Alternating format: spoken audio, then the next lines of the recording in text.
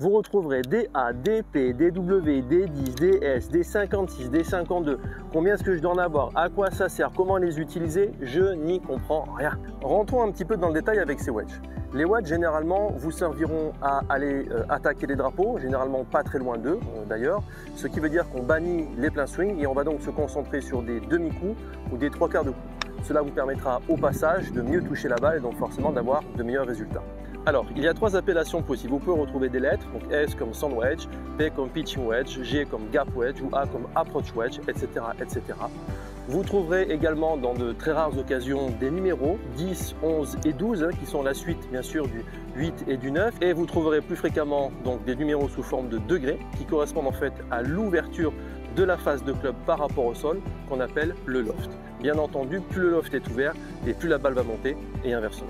Donc pour résumer, vous pouvez trouver quatre grandes catégories de wedge. Le premier c'est le pitching wedge, donc qui est plutôt entre 44 et 48 degrés. Vous retrouvez ensuite l'entre-deux qui est entre 48 et 54 degrés, qui a à peu près tous les noms, le gap wedge, l'approach wedge, le G, bref, toutes les lettres possibles imaginables. Ensuite, vous allez retrouver le sand wedge que vous connaissez tous, qui va entre 54 et 58 degrés.